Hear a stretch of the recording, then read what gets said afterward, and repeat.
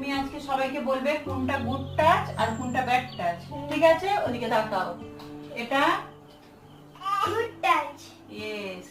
এইটা good touch, কেউ যদি এরম করে, ব্যাড টাচ, ইয়েস। কেউ যদি এরম করে, ব্যাড টাচ, কেউ যদি এরম করে, ব্যাড টাচ, কেউ যদি এরম করে, ব্যাড টাচ, না। এই গুড টাচ, ইয়েস। আর কেউ যদি এরম করে, ব্যাড টাচ। ব্যাড টাচ, আর কেউ যদি তোমার পায়ে এরম করে, এটা কি হবে?